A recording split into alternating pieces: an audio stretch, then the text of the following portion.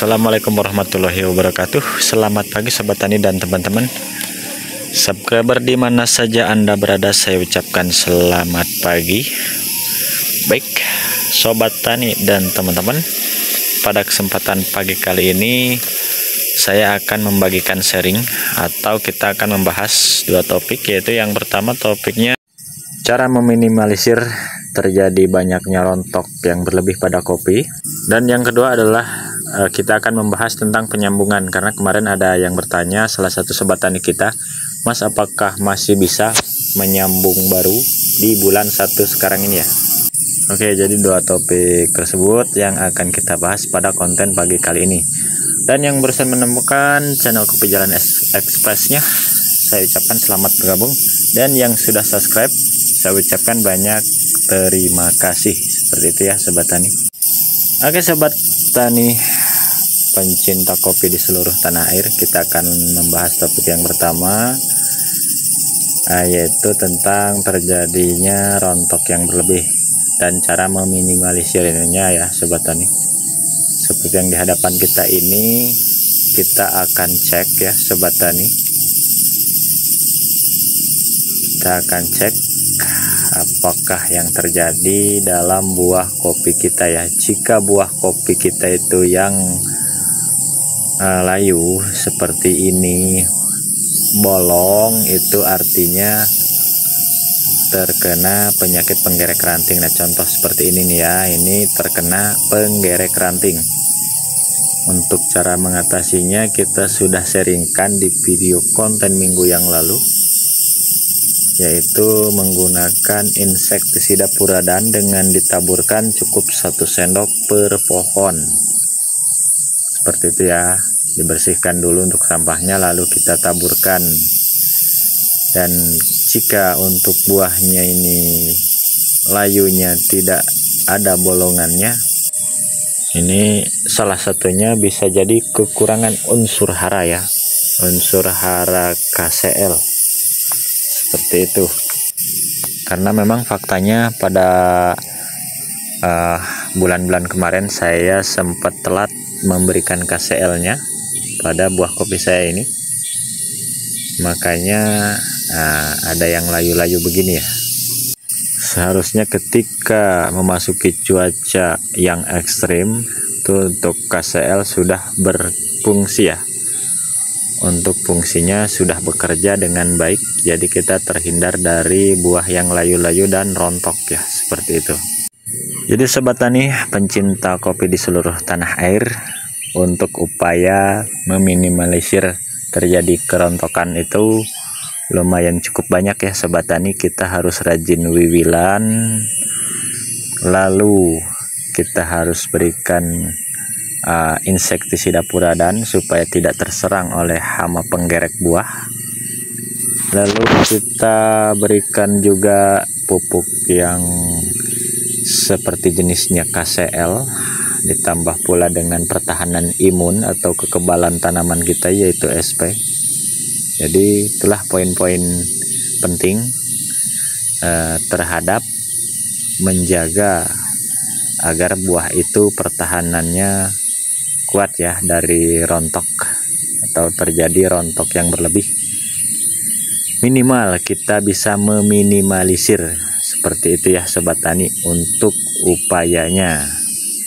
Oke, ada sedikit yang tertinggal, yaitu untuk penggunaan herbisida ya sobat tani.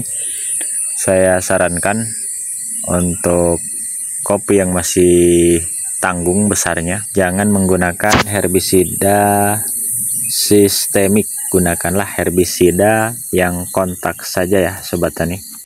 Dan untuk lokasi kebun sobat tani yang banyak naungannya, seperti mungkin ada tanaman pisang, ada juga jenis naungan yang lainnya seperti kayu lantoro, dedap, atau kayu hujan atau serindi ya namanya.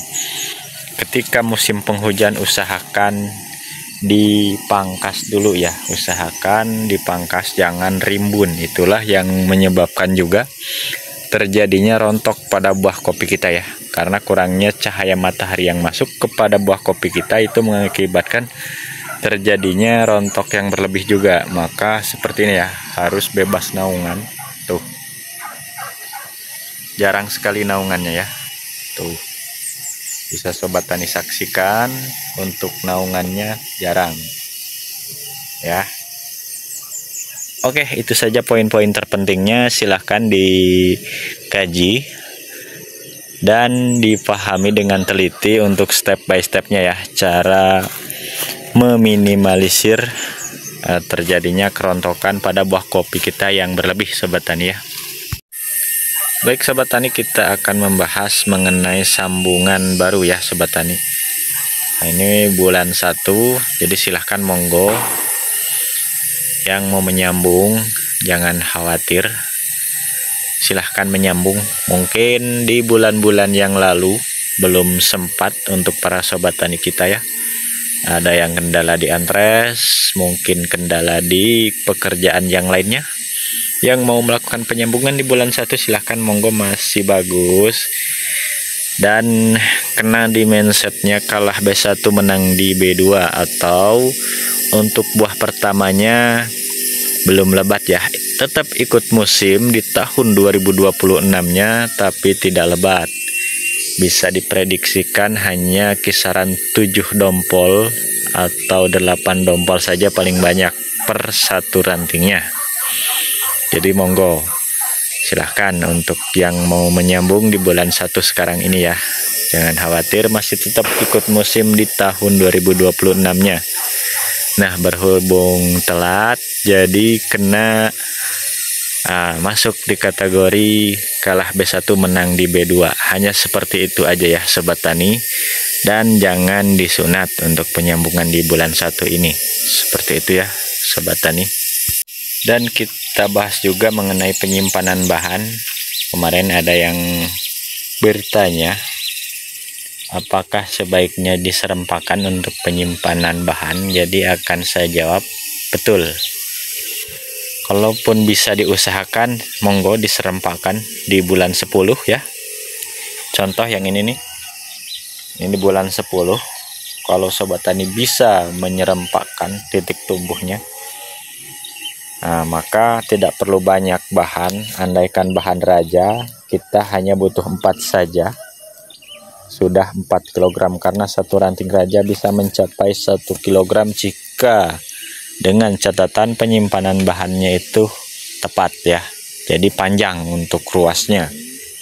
Seperti itu keuntungannya, penyimpanan bahan yang tepat, maka bahan buah, calon buah kopi kita di tahun 2026 itu panjang.